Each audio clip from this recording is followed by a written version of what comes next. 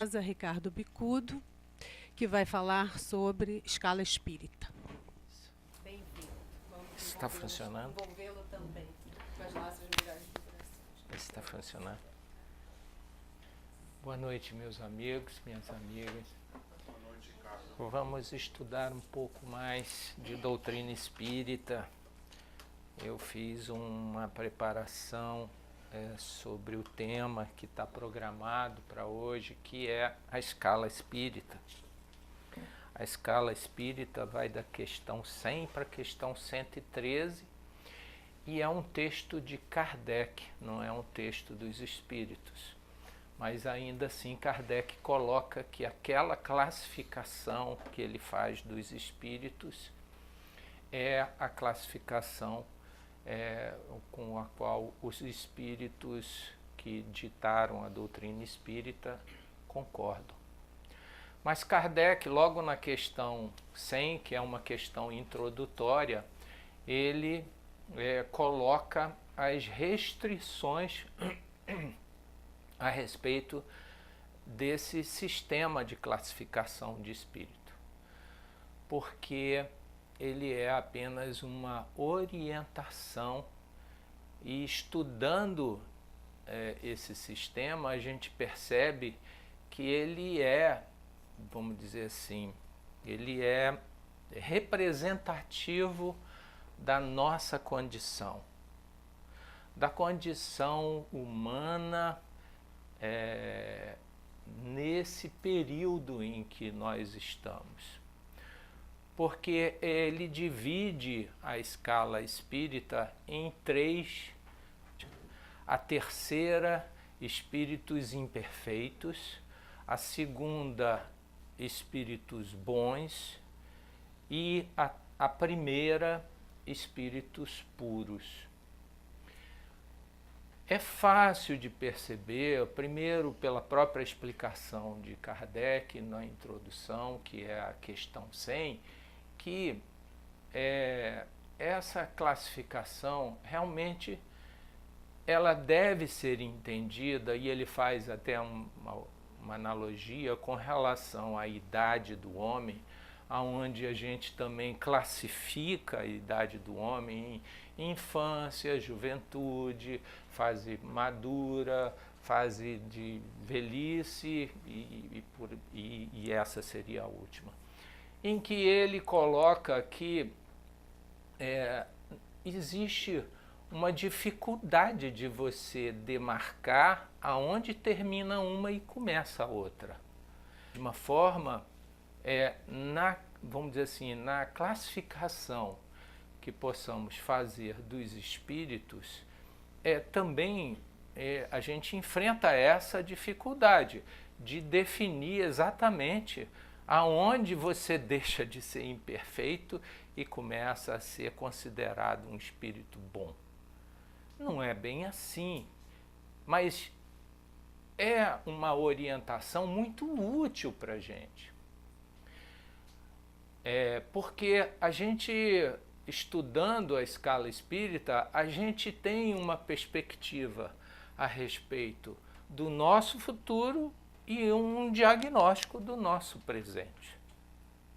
Porque através dos traços que eu vou colocar para vocês, do que está apresentado por Kardec como traços característicos de cada classe de espírito, ou cada ordem desses espíritos, a gente percebe exatamente aonde que a gente está, como nós estamos, né, com o pé já na parte dos espíritos bons, realmente estamos num caminho entre os espíritos imperfeitos aos espíritos bons.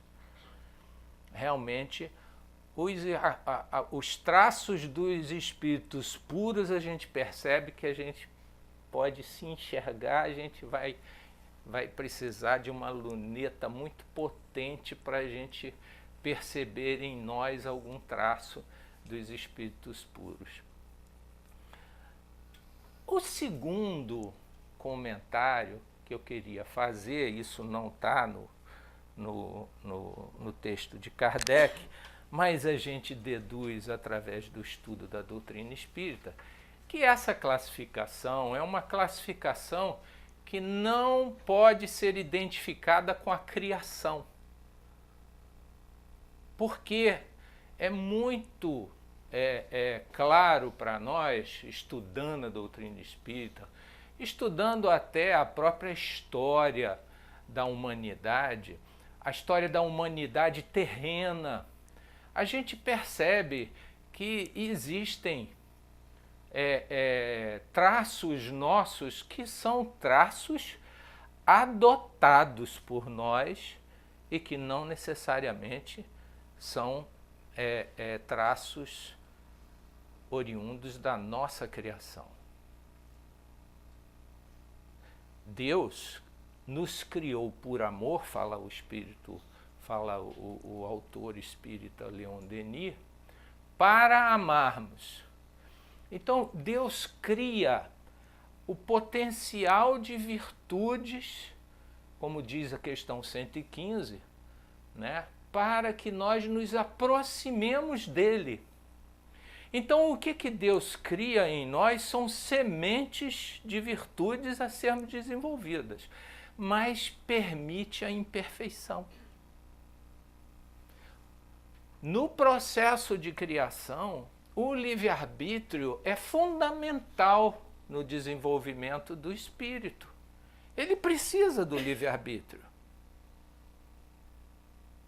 E é por isso que Deus cria os espíritos com sementes de amor, sementes de virtudes a serem desenvolvidas ao longo da trajetória do espírito, mas permite a imperfeição.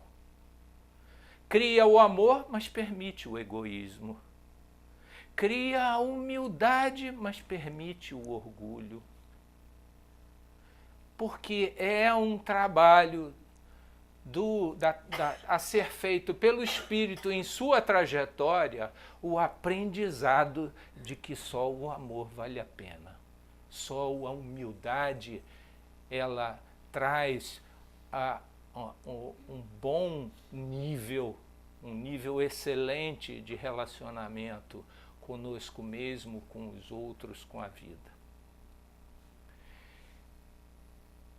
Então, percebemos que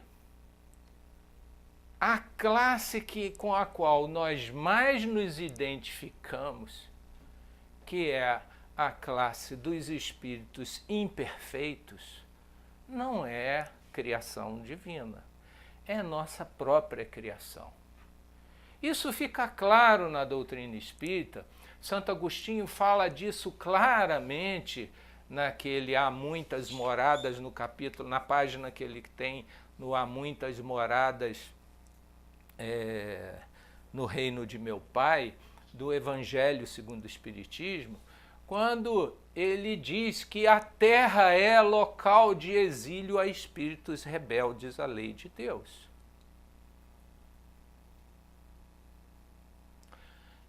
Somos a maioria, certamente não são todos que estão enquadrados dentro desse traço comum nosso.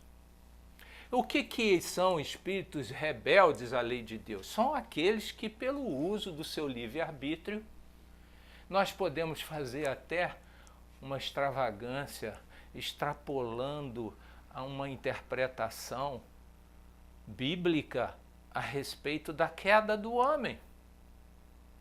No seu uso do livre-arbítrio, ele se desvia e sai do paraíso da criação para para conduzir a sua própria trajetória, definindo-a conforme a sua vontade, a expressão da sua vontade e do seu livre-arbítrio.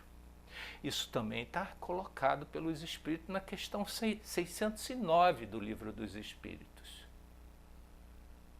Os Espíritos são criados simples e ignorantes a partir de um determinado momento eles descobrem o livre-arbítrio.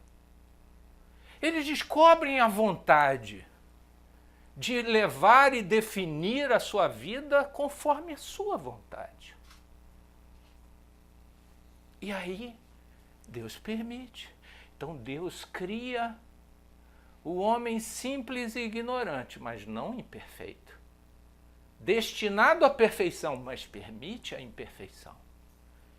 Então nós somos classificados espíritos imperfeitos porque essa foi a nossa escolha ao longo da nossa história.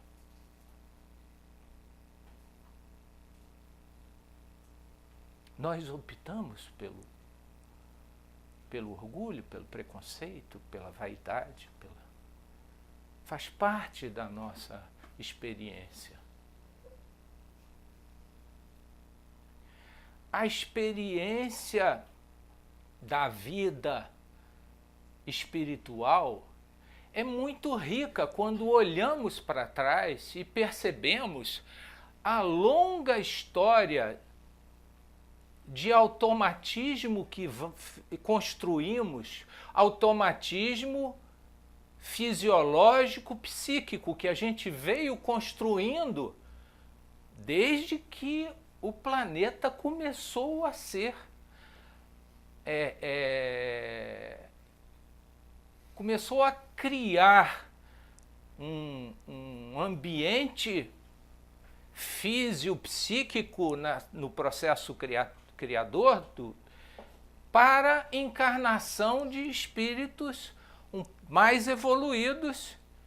E aí se inicia todo um processo que o homem ou o hominídeo surgiu em uma quantidade de zeros muito grande.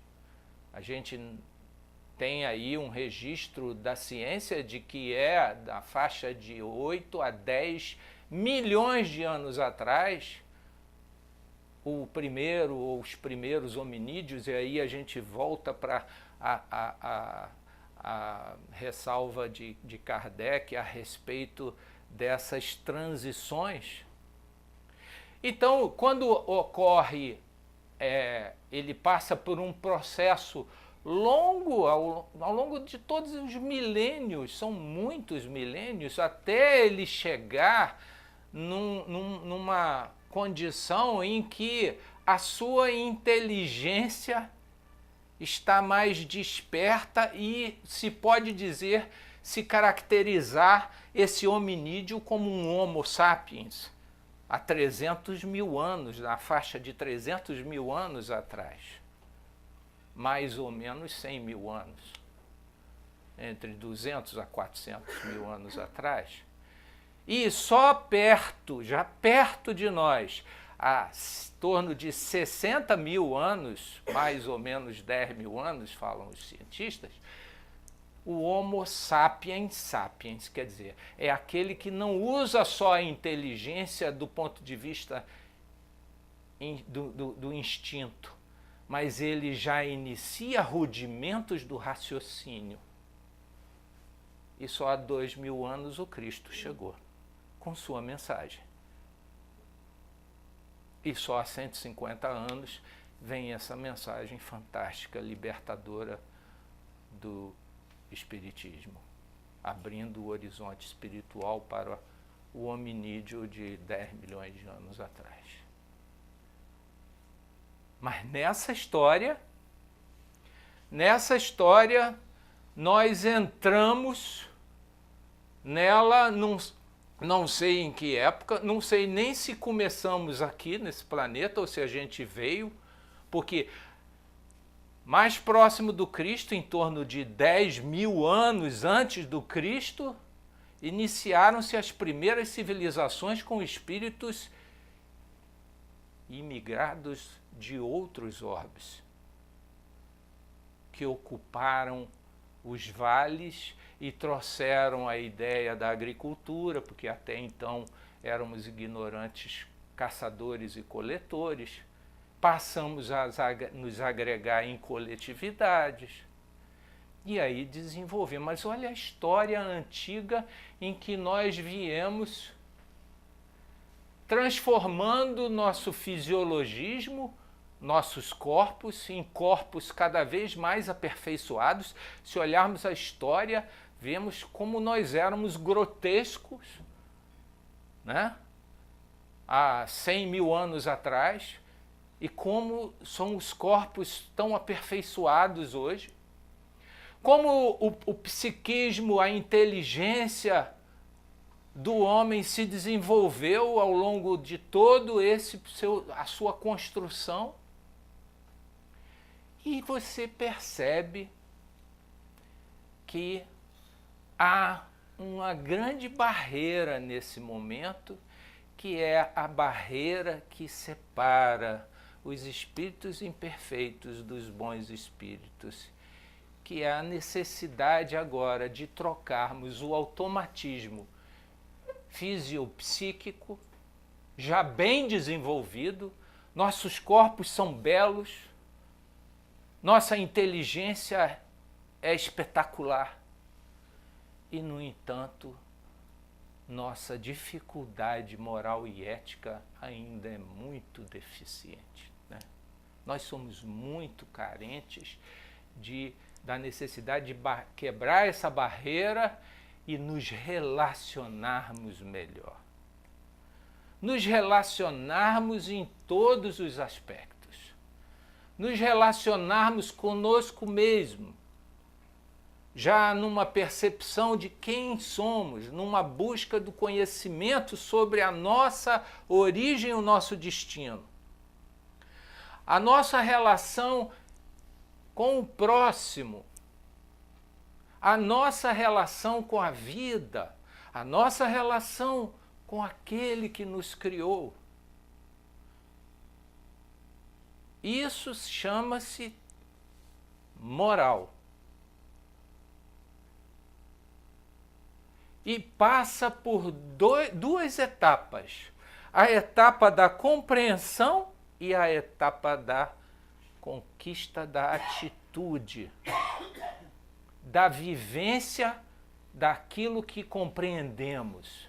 Porque entre a vivência daquilo que compreendemos e a atitude correspondente àquela conquista estão as nossas imperfeições, que precisam ser vencidas. Precisam de ser enfrentadas,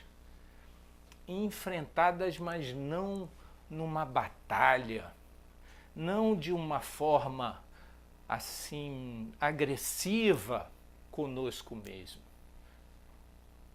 mas buscando em Jesus, buscando nos grandes espíritos missionários que nos ensinam a lidar com a nossa própria natureza, como Jesus fala: fazei brilhar a vossa luz, vós sois o sal da terra. Não temos que entrar em conflito conosco mesmo. Nós não combatemos, os espíritos nos ensinam isso. Não combatemos as nossas imperfeições. Nós elevamos as perfeições que correspondem àquelas imperfeições. Isso é inteligência aplicada ao aperfeiçoamento.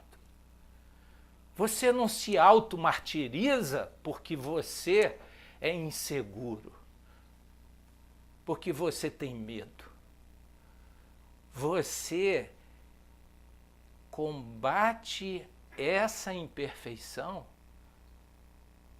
alavancando a coragem e a esperança. E assim devemos fazer com todas as imperfeições que identificamos em nós. Todas aquelas que ainda faz com que fiquemos presos a essa classe dos imperfeitos. E nós precisamos de sair dela porque ela só nos permite a felicidade circunstancial. Porque o que impede a nossa felicidade são as nossas imperfeições. Não adianta buscarmos a zona de conforto, porque ela vai ser como falou, ela acaba e vem a adversidade, e vem o incômodo, e vem aquele que cutuca os botões da gente, que tira a gente daquela tranquilidade. Pô, esse cara vem logo para tirar a minha paciência. Que paciência? Você não tem a paciência, ninguém tira aquilo que você não tem. Se tirou você, as pessoas que apertam os nossos botões são as pessoas mais úteis para nós. São mais úteis do que aquelas que nos elogiam. Ainda que o estímulo seja importante para a gente continuar. Mas que aqueles que apertam os botões da gente e mostram para a gente o quanto a gente ainda é isso, aquilo ou aquilo outro, volta e meia, quando a gente chega em casa, fazemos um balanço e fala, até que ele tem razão. Porque eu sou assim.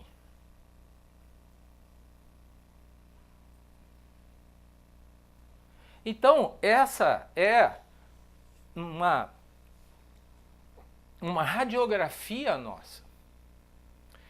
É importante que a gente considere essa reflexão de que somos espíritos imperfeitos dentro dessa classe que a doutrina espírita coloca, mas não vamos confundir as classificações, porque ela é uma classificação, a de imperfeição, por conta de uma opção nossa. Nós não fomos criados imperfeitos, nós fomos criados simples e ignorantes. Mas não fomos criados orgulhosos, egoístas, vaidosos, presunçosos, preconceituosos. Isso é opção nossa, que nós no nosso passado aderimos a essa ideia. Porque nós temos um vício de achar que nós fomos criados assim. Ah, eu sou assim, minha mãe é orgulhosa igual a mim. Não, meu filho, você copiou a sua mãe por opção. Programação é essa, chamada pela psicologia de programação negativa, né? A gente copia traço das pessoas para se identificar com as pessoas, para poder fazer uma negociação barata do amor delas. É elementar na psicologia isso. Nós, por conta da nossa fragilidade, a gente faz esse tipo de aquisições para poder barganhar as nossas relações. É preciso crescer e vencer a barreira das imperfeições. Porque aí vem a perspectiva futura, que é o que nós precisamos alcançar. Porque já é hora. Já é, olha, quem está no Leblon, dentro do Rita de Cássia, sábado, às 6, 7 horas da noite, já é hora, não é?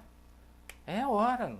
Nós não podemos mais ficar agarrado a traços de um passado que não serve mais para a gente. Tem que fazer brilhar a luz da gente. Nós já temos essa possibilidade. Os espíritos, eu vou fazer umas comparações para seguir o tema da nossa reflexão. Uma comparação do que são traços dos imperfeitos, dos bons e dos puros, que vocês percebem a lógica axial da doutrina espírita, que é o aperfeiçoamento. A perspectiva nossa, hoje, claramente imperfeitos, alguns menos, outros mais, mas todos dentro dessa possibilidade, dessa classe, e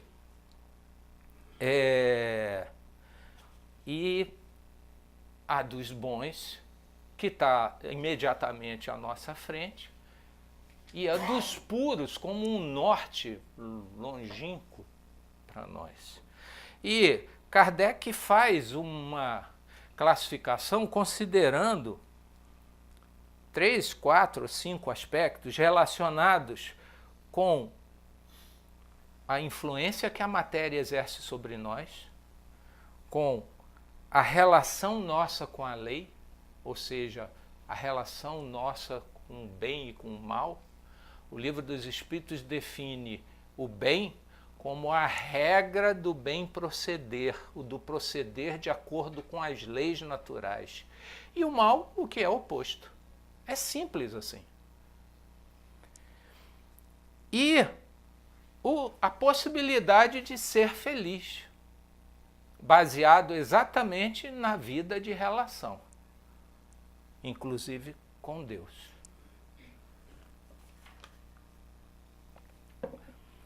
Os espíritos imperfeitos vivem pela ótica da vida corporal.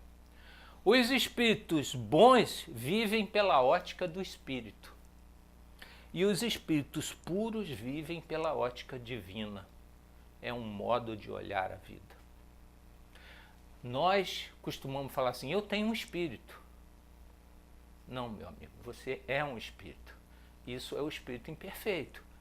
Olha pela vida, pela ótica corporal. É fácil da gente fazer esse dever de casa para avaliar o quanto o corpo influencia na nossa vivência. Eu me preocupo em envelhecer? Se eu me preocupo em envelhecer, eu estou enquadrado dentro dos espíritos imperfeitos. O espírito que já conseguiu neutralizar essa influência da matéria sobre si mesmo, ele não se preocupa em envelhecer. Ele acha bom envelhecer. Porque pela ótica do espírito, nós a cada dia não aprendemos um pouquinho a mais? A cada dia nós não somos um pouquinho melhores do ponto de vista do espírito? Então é bom envelhecer. Vai todo mundo sair feliz hoje daqui. Predominância da matéria. O espírito imperfeito tem predominância da matéria sobre o espírito. Os espíritos bons têm predominância do espírito sobre a matéria. Os espíritos puros não têm nenhuma influência da matéria sobre si mesmo. Os espíritos imperfeitos ainda têm propensão ao mal. Os espíritos bons fazem o bem que correspondem ao progresso já realizado.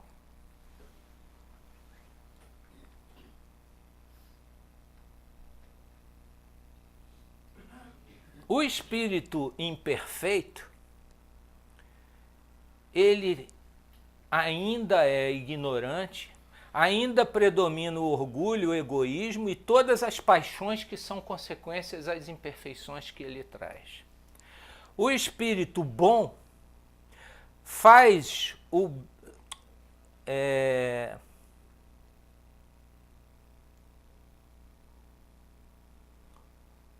fazem o bem que corresponde ao progresso intelecto-moral que já realizaram, uns em ciência, outros em sabedoria, outros em bondade. Os mais adiantados aliam o saber à qualidade moral.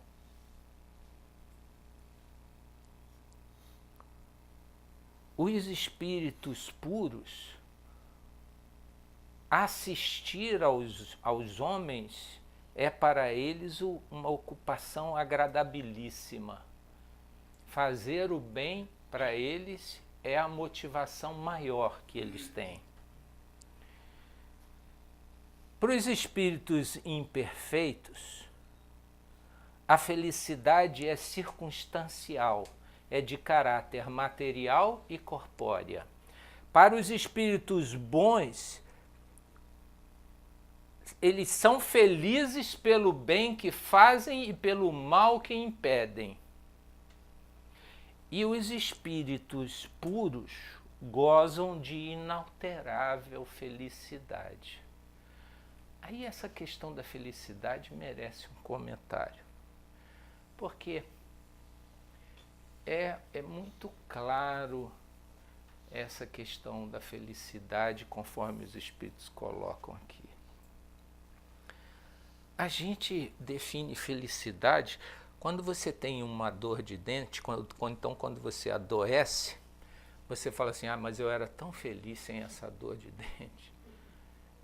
Essa é a felicidade do espírito imperfeito, porque é uma felicidade circunstancial.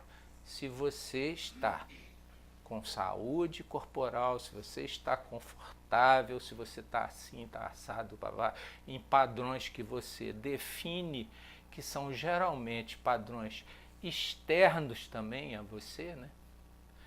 Aí você é feliz. A felicidade dos espíritos, quando eles saem das imperfeições, vão transformando imperfeições em perfeições. A felicidade passa a vir daquela perfeição adquirida. Ou isso é céu ou inferno. Você é feliz pela perfeição adquirida e pela imperfeição que você neutraliza. Por exemplo, a paciência é uma perfeição muito curiosa, porque a paciência ela não traz felicidade para você, ela impede o sofrimento. É o que se chama de perfeição passiva.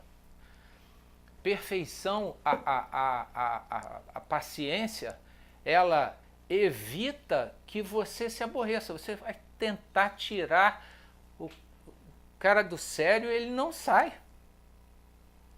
Você tenta e ele não sai. Você vai tentar atingi-lo e não consegue, porque ele não se deixa atingir.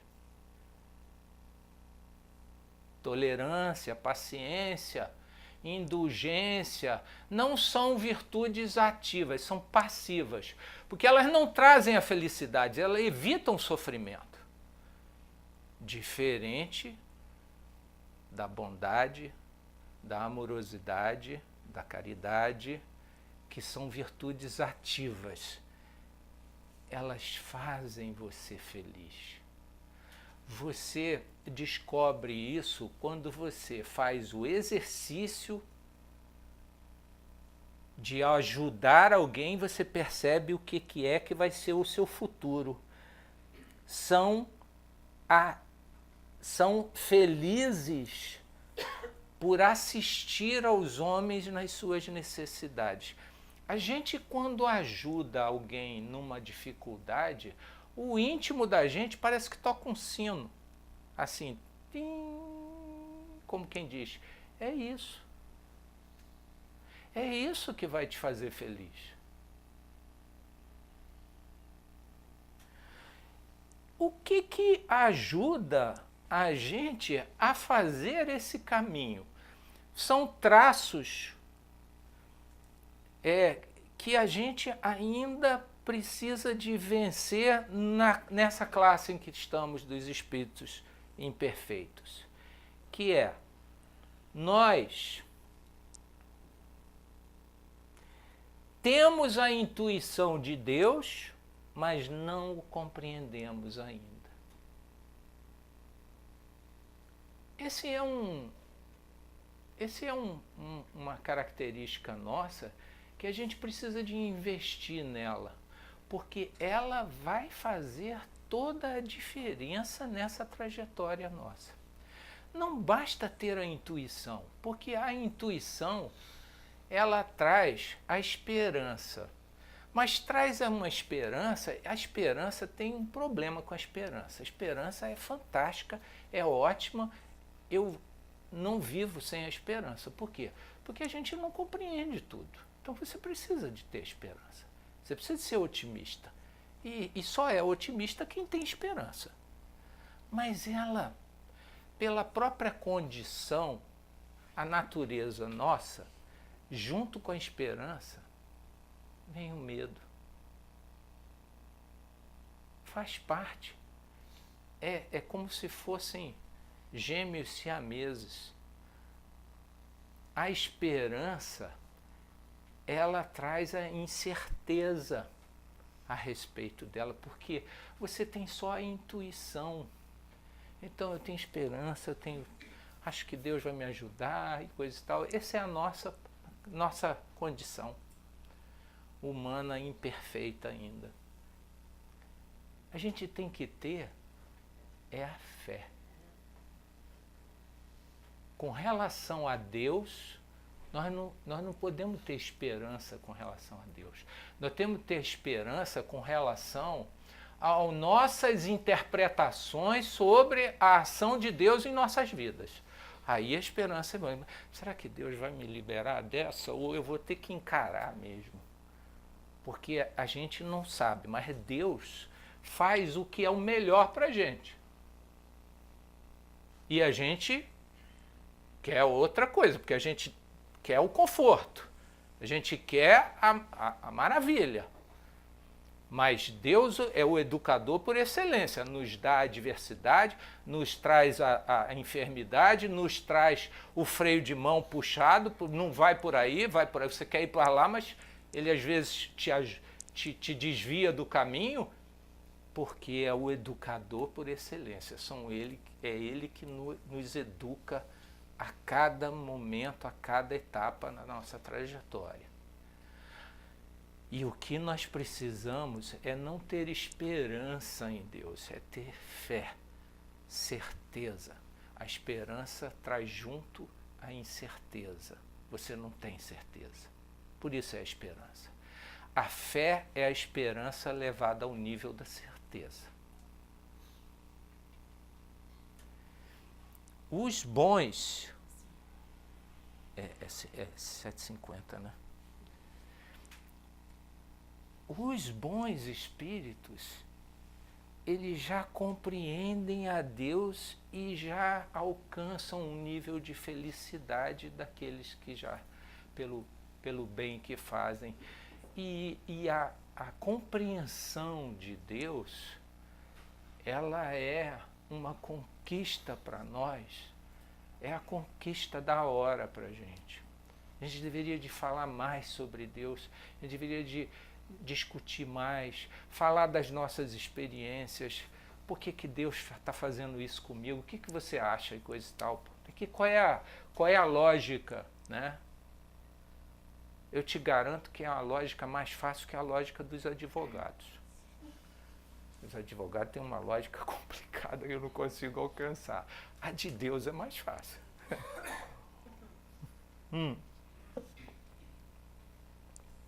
Então repara só, nós estamos num nível da intuição de Deus, mas não compreensão de Deus.